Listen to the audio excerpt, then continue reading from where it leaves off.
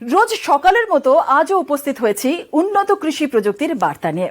সকলকে স্বাগত জানিয়ে শুরু করছি আজকের অন্নদাতা। শুরুতেই দেখুন আজকের হেডলাইন্স। পাট ও পুনকা শাক চাষের অভিজ্ঞতা।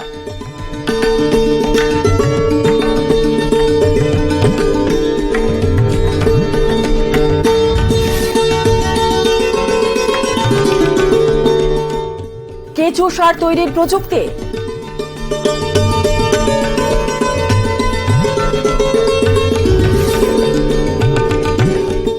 প্রগতিশীল তরমুজ চাষের অভিজ্ঞতা।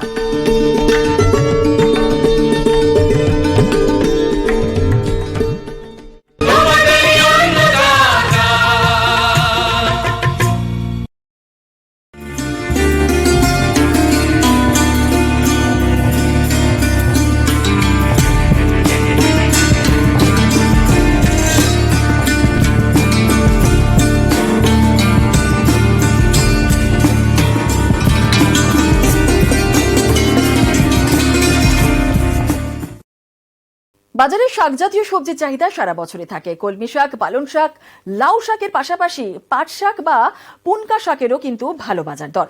শাক জাতীয় ফসল চাষের সব থেকে বড় সুবিধা হলো অল্প সময়ে চাষ করা যায় এবং বাজারজাত করা যায়, ফলে প্রতিদিনই কৃষক বন্ধুর হাতে পয়সা রোজগারের সুবিধা থাকে। মালদা জেলার পুরাতন মালদা ব্লকের প্রগতিশীল কৃষক দেবকুমার বল্লভ তিনি 2 বিঘা জমিতে দফায় দফায় পাট ও লাল শাকের চাষ করছেন। আসুন শুনে নিই এই শাক চাষে কৃষক বন্ধুর অভিজ্ঞতার কথা। আমি বিভিন্ন রকমের সবজি চাষ করি। তার ভিতরে এবছর আমি 2 বিঘা জায়গায় পুনকা শাক এবং পাটের শাক চাষ করেছিলাম। এই চাষ করার জন্য প্রথমে আমি জমিতে ট্রাক্টর দিয়ে টানাফাল দিয়ে চাষ করেছি এবং চাষ করার আগে এখানে 2 বিঘা জমিতে 2 টলি গোবর সার দিয়েছিলাম। দিয়ে চাষ করে ওই মাটির সঙ্গে ভালো করে মিক্সচার করে দেওয়া হয়েছে। তারপরে এইটাকে আবার রোটার দিয়ে চাষ করেছি। রোটার দিয়ে চাষ করার সময় মাটিটা অনেকটা লেভেল হয়ে থাকে।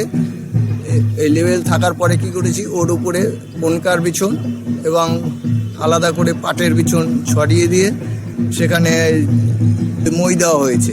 মই দিয়ে 2 দিন রোদ্রে শুকাতে দিয়েছি যাতে বীজটা জার্মিনেশনটা ভালো হয়। তারপরে সেই জায়গাটা জল দিয়ে, ভাসান জল দিয়ে একদম ভিজিয়ে দেওয়া হয়েছে।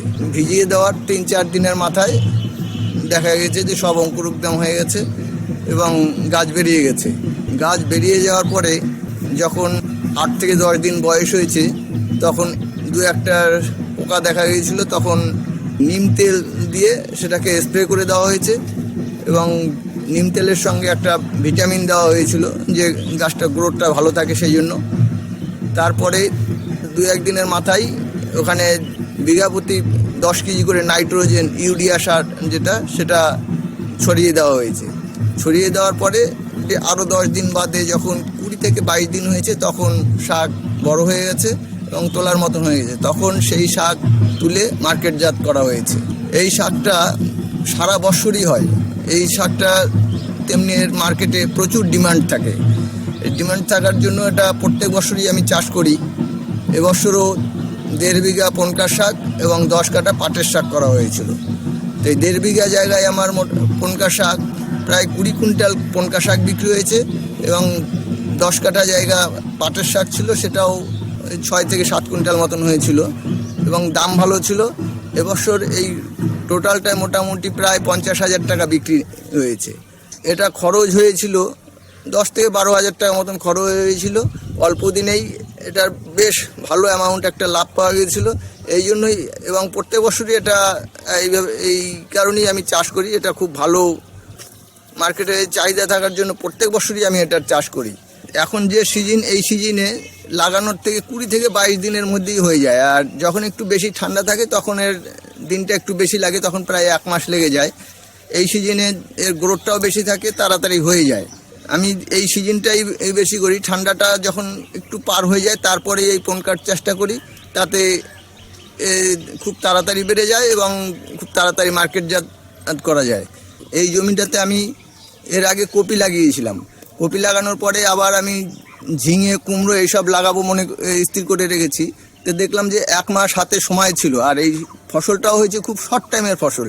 এই জন্য আমি এই ঝিঙে লাগানোর আগে এই পনকা এবং পাটের শাকটা করেছি। অল্প দিনের ভিতরে আমার এই জিনিসটা হয়ে গেছে, তাতে মার্কেটজাত হয়েছে, ভালো প্রফিটটাও আসছে। এখন আবার আমি চাষ করে এই জায়গাটায় ঝিঙে, কুমড়ো এইসব লাগাবো। এতে অল্প টাইমের ভিতরে হয়ে যায়। অনেক সময় একটা ফসল ওঠার পর অনেক দিন গ্যাপ পড়ে থাকে, তখন এই শর্ট টাইমের ফসলটা যে কেউ করতে পারে। আমি এই লাভের জন্য প্রত্যেক বছরই এই চাষটা করে থাকি। এই চাষটা অল্প সময়ের মধ্যেই বেশ ভালো একটা লাভ হয়। আমি 2 বিঘা জায়গায় 10 থেকে 12 হাজার টাকা খরচ হয়েছিল এবং বিক্রি হয়েছে প্রায় 50,000 টাকা, প্রায় এই 40,000 টাকা মতন লাভ হয়েছে। এই লাভটা খুব শর্ট টাইমের ভিতরে পাওয়া যায়। এই জন্যই আমি প্রত্যেক বছরই এই পনকার শাকটা চাষ করি। 1.5 বিঘা জায়গায় প্রায় 20 কুইন্টাল পনকা হয়েছিল এবং পাটের শাক হয়েছিল 10 কুইন্টাল। এখন একটু বিরতির পর থাকছে প্রগতিশীল তরমুজ চাষের অভিজ্ঞতা।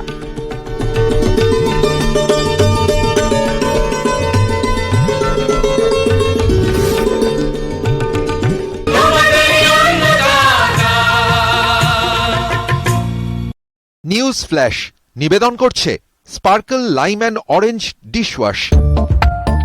স্পার্কল ডিশওয়াশ ডাবল শক্তি এলো, দাগ দুর্গন্ধ গেল। শুধু স্ট্রং নয়,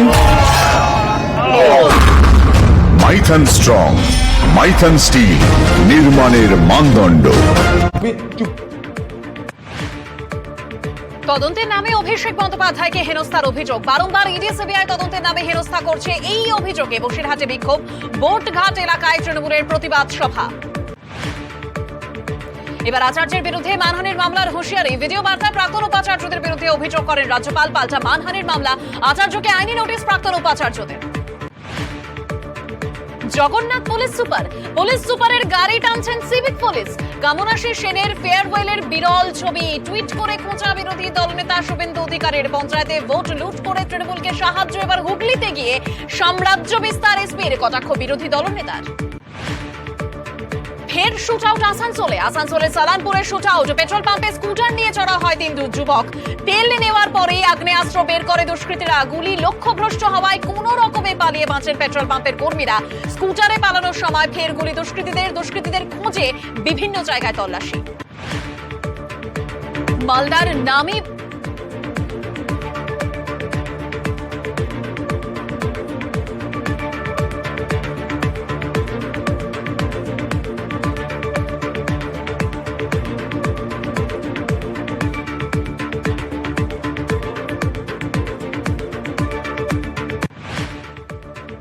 মালদার নামী বস্ত্র বিপণী ড্রিমসের 22তম বর্ষপূর্তি পালন।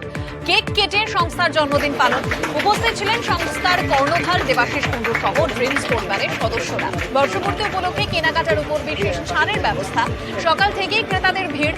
অতীতের মতো আগামী দিনেও মানুষের ভরসা বজায় রাখার কথা বলছেন সংস্থার প্রতিনিধিরা। স্পেন সফরে মমতা বন্দ্যোপাধ্যায় মাদ্রিদের লেকে মুখ্যমন্ত্রীর মর্নিং ওয়াক। রাস্তায় পিয়ানো বাজালেন। মাদ্রিদের রাস্তায় আমরা করব জয়। বৃহস্পতিবারে লা লিগা কর্তা হাভিয়ার তেবাজের সঙ্গে বৈঠক। মুখ্যমন্ত্রীর উপস্থিত থাকবেন কলকাতার 3 প্রধানের কর্তারা।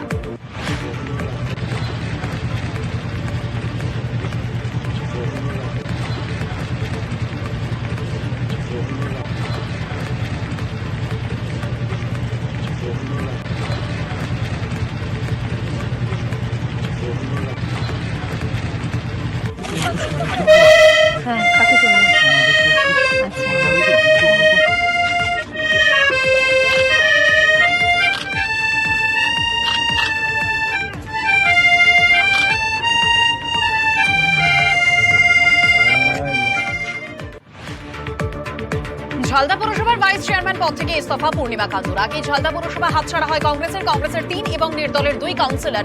তৃণমূলে যোগ দেওয়ায় 6 সেপ্টেম্বর কংগ্রেসের হাতছাড়া হয় ঝালদা পুরসভা। এবার ভাইস চেয়ারম্যানের পদ থেকেও ইস্তফা পূর্ণিমা খাতুর। পুজোর বোনাস নিয়ে অনিশ্চয়তা উত্তরবঙ্গের চা শ্রমিকের। ত্রিপাক্ষিক বৈঠকে আগে গত বছরের মতো এবছরও শ্রমিকদের 20% হারে বোনাস দেওয়ার সিদ্ধান্ত, কিন্তু শেষ বেলায় সিদ্ধান্ত বদল টি ইন্ডিয়ান প্ল্যান্টার্স অ্যাসোসিয়েশনের। পাল্টা 20% বোনাসের দাবিতে অনড় চা শ্রমিকেরা, অন্যথায় আন্দোলনের হুঁশিয়ারি। বেলডাঙ্গা 1 নম্বর পঞ্চায়েতে স্থায়ী সমিতি গঠন তৃণমূলের সমিতি গঠনের সময় তৃণমূলের বিরুদ্ধে গন্ডগোলের অভিযোগ কংগ্রেসের। বোর্ড গঠনের মাঝপথে বেরিয়ে আসে কংগ্রেস, পাল্টা হেরে যাওয়ার ভয় কংগ্রেসে বেরিয়ে যায় বলেই কটাক্ষ তৃণমূলের। কংগ্রেস পরিচালিত পঞ্চায়েত প্রধানের বাড়িতে ঢুকে হামলার অভিযোগ। মালদার চাঁচল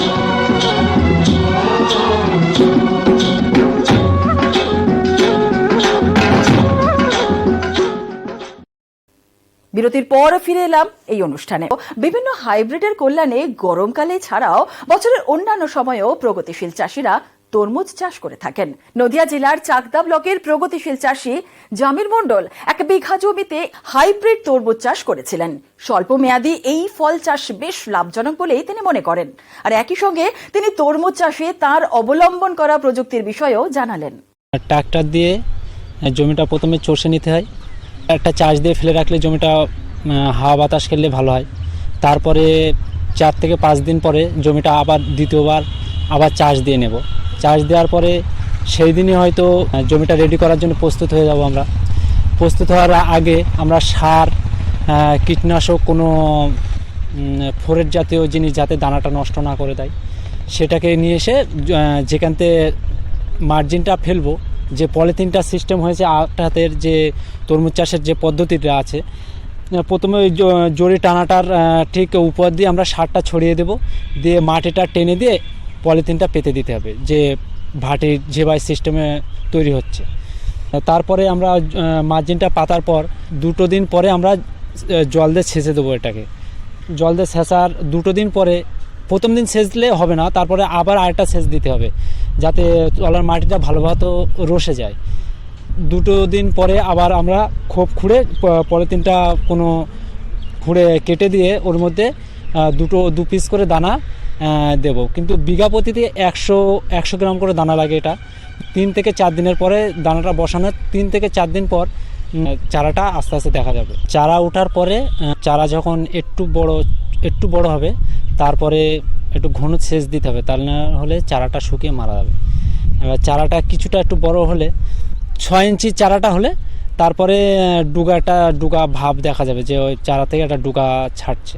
1 হাত মতন হয়ে গেলেই 1 ফুট থেকে 1.5 ফুট হলে তারপরে আমরা জরির উপর দিয়ে একটা সরু সুতো দিয়ে গাছটা বেঁধে দিই, যাতে গাছটা পরের মধ্যে না পড়ে যায়। গাছটা বেঁধে দিলে হাওয়া বাতাসে হেলবে না, গাছটা ঠিক ধীর গতিতে এক জায়গায় উপরের দিকে বয়ে চলে যাবে। তারপরে 1 মাসের মধ্যে 15 থেকে 20 দিনের মধ্যে গাছটা আস্তে আস্তে যত গতিবেগ হবে তারপর ছোট ছোট তরমুজ দেখা দেবে।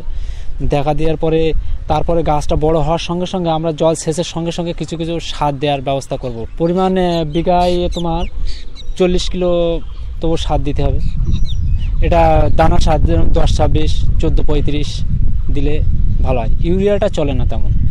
তারপরে 15 থেকে 20 দিন পরে যখন ফলটা দেখা দেবে তারপরে 1 দিন 2 দিন পর পরে সেচ দেওয়ার সঙ্গে সঙ্গে আমরা ওই দানা সারটা কম বেশি দিতে থাকবো, যাতে গাছটাও বড় হতে থাকবে আর ফলটাও আস্তে আস্তে মোটা হবে। এটা টোটালিতে 90 দিন লাগবে, যে পুরো ক্ষেতটা এঁটে যাবে এবং ফলটা আস্তে আস্তে রেডি হয়ে যাবে। পলিথিনটা দেওয়ার সুবিধা হচ্ছে যে মাটিতে জলটা ধরে রাখবে। দ্বিতীয় কথা, ঘাসটা কম হবে। বর্ষা হলে ওর গোড়াটা ধরবে না, গাছটার গতিটা সম পরিমাণে থাকবে। কোনো গাছটা 6 ইঞ্চি হওয়ার পরে আমরা এতে কম বেশি একটু স্প্রে করবো, পচার একটু ওষুধ দেবো, আবার গুঁড়ো পোকা থাকলে একটু কীটনাশক ব্যবহার করব। সব থেকে তরমুজে ব্যবহার হয় মাকড়ের ওষুধটা বেশি ব্যবহার করি, যেটা 3 থেকে 4 কিলো হতে পারবে, ভেতরে লাল থাকবে। পলিমার্জিন করছি 10 বছর ধরেন, তার আগে আমরা মাটিতে করতাম। এতে ফলন ভালো। এখন বর্তমান বাজারে চলছে 20 থেকে 25 টাকা। ফলন খুব ভালো। বিঘা প্রতি 6 টন করে তরমুজ আপনার পাবেন। খরচা বিঘা প্রতি এই পলিথিন দিয়ে একটু খরচাটা খুব বেশি পড়ে যায়। বিঘা প্রতি 2,500 টাকা একটা রিল লাগবে। মার্জিনটা একটা রিল আপনি যদি ভালোভাবে রাখতে পারেন তা 2 বছর যাবে।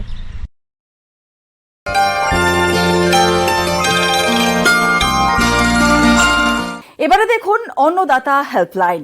দর্শকেরা আমাদের কাছে বিভিন্নভাবে যে প্রশ্ন করে থাকেন তার উত্তর নিয়েই সাজানো হলো অন্নদাতা হেল্পলাইন। অন্নদাতা দপ্তরে বাঁকুড়া জেলার বরজোড়া থেকে ফোন করেছেন ঈশ্বর ধীবর। তিনি পোনা মাছ চাষ করেছেন। এখন তার পুকুরের কিছু মাছের গায়ে লাল দাগ রোগ দেখা দিয়েছে। কিভাবে মাছকে এই রোগের হাত থেকে রক্ষা করবেন সে বিষয়ে তিনি জানতে চেয়েছেন।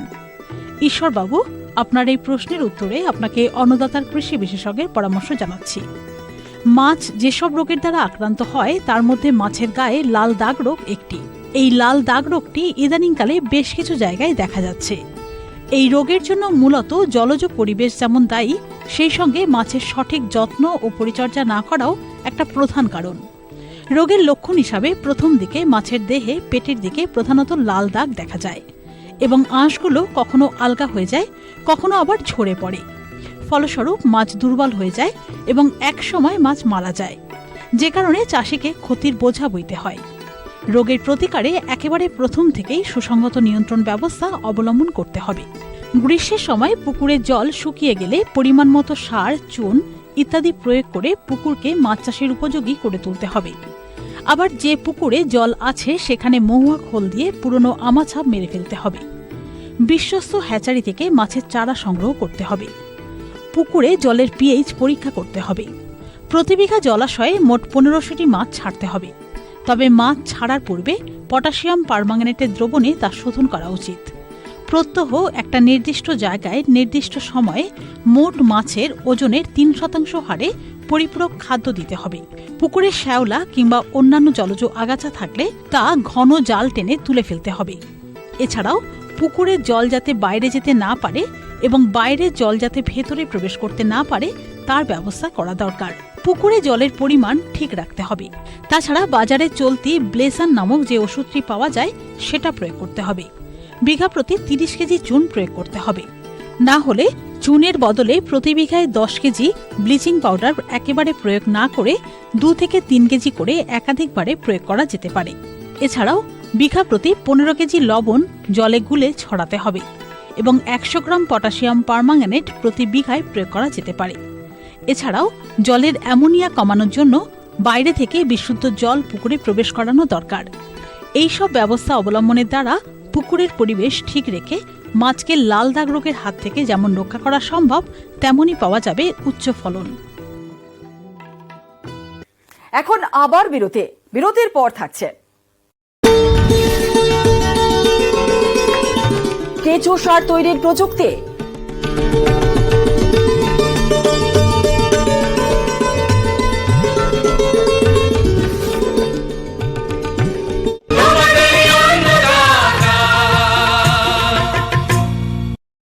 নিউজ ফ্ল্যাশ নিবেদন করছে Sparkle lime and orange dishwash. Sparkle dishwash double শক্তি এলো, দাগ দুর্গন্ধ গেল। শুধু স্ট্রং নয়, মাইথান স্ট্রং, মাইথান স্টিল, নির্মাণের মানদণ্ড। বাড়ির আসবাবপত্র ভাঙচুরের পাশাপাশি টাকা গয়না ছিনতাইয়ের অভিযোগ। তৃণমূল আশ্রিত দুষ্কৃতীদের বিরুদ্ধে অভিযোগ, কংগ্রেসের হামলার অভিযোগ অস্বীকার তৃণমূলের। স্কুলের সামনে শিক্ষকের ধর্ণা, সাসপেনশন লেটার ছাড়া শিক্ষককে স্কুলে ঢুকতে বাধা দেওয়ার অভিযোগ। চোপড়ার টাটু সিংহ হাই স্কুলের ঘটনা। অভিযোগ, বহিরাগতরা সাহায্যে শিক্ষককে স্কুল থেকে বের করে দেওয়া হয়। প্রধান শিক্ষক ও ম্যানেজমেন্ট কমিটির বিরুদ্ধে অভিযোগ, প্রতিবাদে স্কুলের সামনে শিক্ষকের ধর্ণা। বিজেপি করায় বাধার অভিযোগ শিক্ষকের। ঘটনায় মন্তব্যে নারাজ প্রধান শিক্ষক। শুভেন্দু সভার আগে পোস্টার ছেঁড়াকে কেন্দ্র করে উত্তেজনা। অঞ্জলের শীতলপুরের ঘটনা। শুক্রবার এই এলাকায় শুভেন্দু অধিকারীর সভা, তার আগেই দলীয় পতাকা, ব্যানার, পোস্টার ছেঁড়ার অভিযোগ।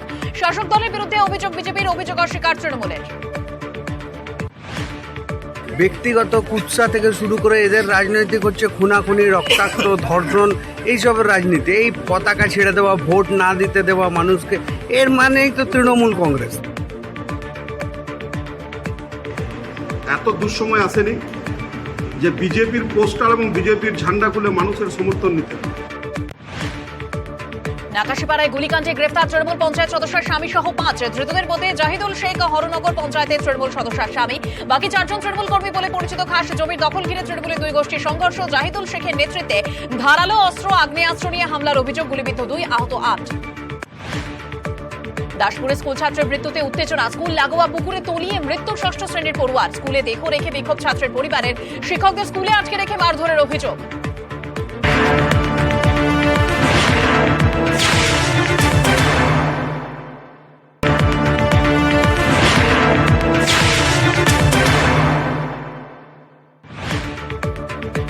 এবার কলকাতা হাইকোর্টে লিপস অ্যান্ড বাউন্স আদালতের নজরে সংস্থার কর্তাদের সম্পত্তি, সিইও এবং সংস্থার সব ডিরেক্টরের সম্পত্তির খতিয়ান তলব করল আদালত। 21 সেপ্টেম্বরের মধ্যে সম্পত্তির খতিয়ান পেশ করতে হবে বলে ইডিকে নির্দেশ বিচারপতি অমৃতা সিনহার। সূত্রে খবর, লিপস অ্যান্ড বাউন্সের সঙ্গে ফিল্ম জগতের কয়েকজনের যোগ পেয়েছে ইডি। তাদের সম্পত্তির খতিয়ানও ইডিকে পেশ করার নির্দেশ। এমন করে একটা হাওয়া তৈরি করছেন যে লিপস অ্যান্ড বাউন্সে এসএসসি দুর্নীতির টাকা ঢুকেছে। 10 পয়সা প্রমাণ করুন, 10 পয়সা প্রমাণ করতে। নিয়োগ দুর্নীতি মামলায় বুধবার অভিষেক বন্দ্যোপাধ্যায়কে ইডির টানা জিজ্ঞাসাবাদ। সিজিও থেকে বেরিয়েই ইডি সিবিআই এর বিশ্বাসযোগ্যতা নিয়ে প্রশ্ন। এজেন্সিকে নিয়ে প্রশ্ন তুলতে গিয়ে নারদ তদন্তের প্রসঙ্গ তোলেন তৃণমূলের সর্বভারতীয় সাধারণ সম্পাদক নিশানায় শুভেন্দু অধিকারী। আর এ নিয়ে গরম রাজ্য রাজনীতি।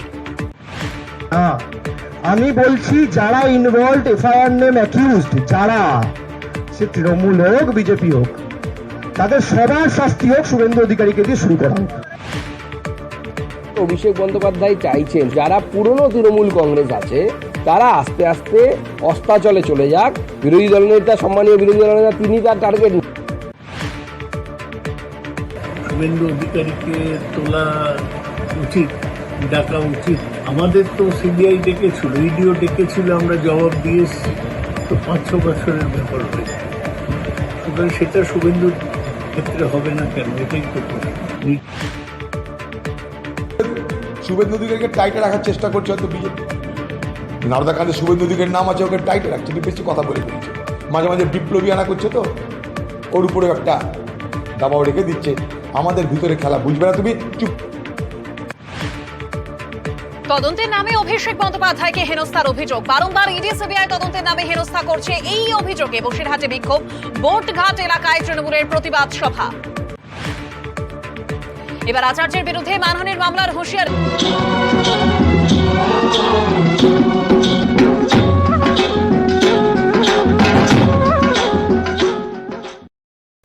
আবার ফিরে এলাম অনুষ্ঠানে।